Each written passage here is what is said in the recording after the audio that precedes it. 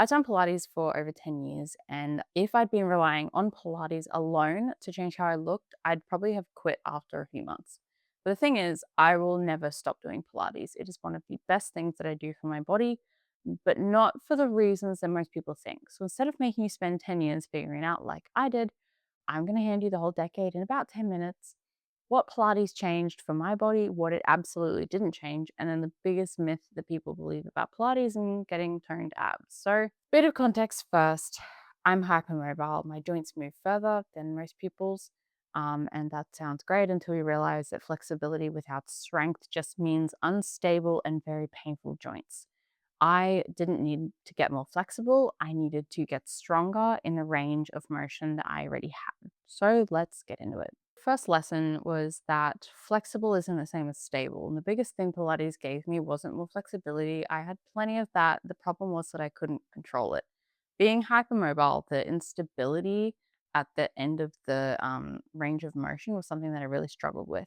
My joints wanted to take over, give away, and just collapse.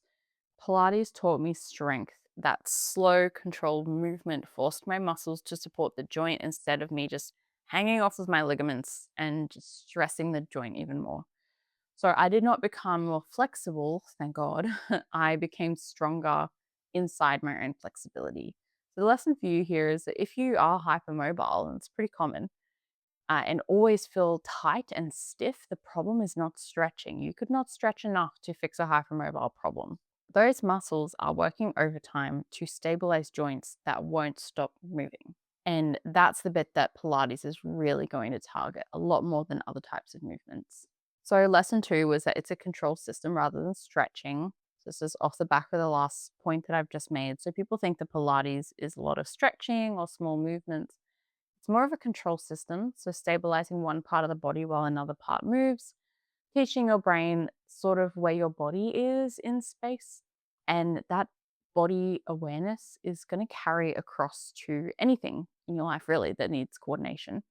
The proof here isn't, within the Pilates moves themselves.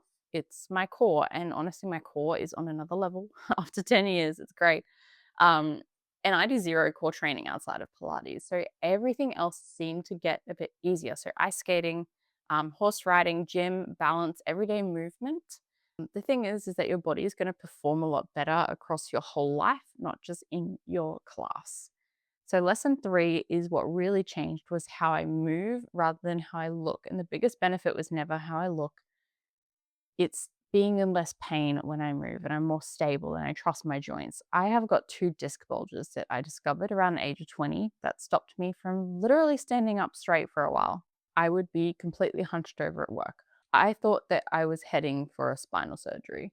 And Pilates got that disc pain to almost zero, which is actually why I started Reformer in the first place. Fortunately, a lot of my pain now just comes from my sacroiliac joints, and my discs don't really bother me too much because Pilates has helped to keep them all in place. I wish that Pilates helped a bit more with the sacroiliac joint dysfunction, but the dysfunction kind of comes from something else that Pilates isn't really going to be helping. So the Pilates, it has been shown to help lower back pain, movement, and overall body awareness, but it's not a magic fix. It's not really a replacement either for having the right professionals. You need to have someone who tells you which moves you can and can't do, which is going to keep you from making it worse. So there are some moves in Pilates I simply can't do because it will put more strain on my back, and I just tell the instructor what I can and can't do. So then lesson number four is this like Pilates body myth. So my body changed a lot in 10 years, but Pilates was not the reason why it changed. And that's not at all a criticism of Pilates. Pilates is incredible. It's movement, and yes, you can lose weight doing it, especially going from sedentary to moving. But the Pilates body that people talk about comes from nutrition and muscle and body composition, not just Pilates alone. The abs specifically, Pilates built them, but it didn't reveal them. Nutrition did. Getting my body fat down came from how I ate, my training, my lifestyle, and like the muscle underneath. The Pilates helped build that. Nutrition is going to reveal the physique, but training builds the muscle that makes it worth revealing, and you need both. What actually changed my composition was the combination of eating enough protein, adjusting my nutrition, following my own metabolic method.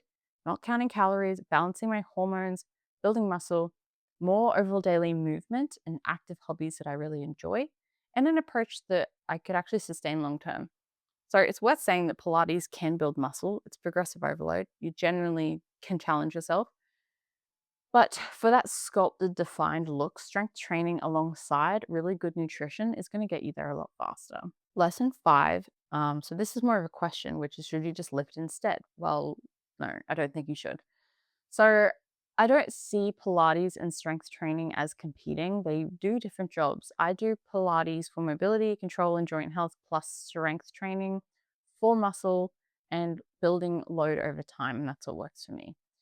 Why I care about muscle isn't really about aesthetics. Muscle is your metabolic engine. It soaks up about 80% of the glucose that insulin clears out. It helps your body handle carbs so you can eat more carbs with less impact on body fat. And honestly, who wouldn't want to eat more carbs? It also supports your joints. It keeps you strong and independent as you age. That's really important.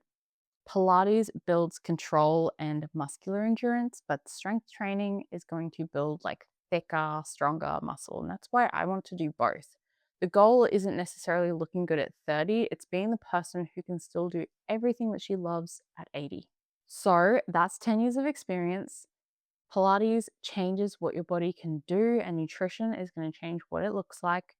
If you are hypermobile like me, you don't need more flexibility. You need strength and control in the range that you already have. Now, if you're moving your body, eating better, and the weight still won't shift, that is why, you might need to look a bit deeper. And I made a video on the 10 signs of insulin resistance that most people miss. I will link it right here because if you have been stuck for years, that might be your missing piece. And if you want the full process, the fat loss without calorie counting, the nutrition, the training, the habits that I actually use with clients, and the plan that I use to get my Pilates body, everything is linked below. Now, go and enjoy your Pilates, and I will see you in the next one.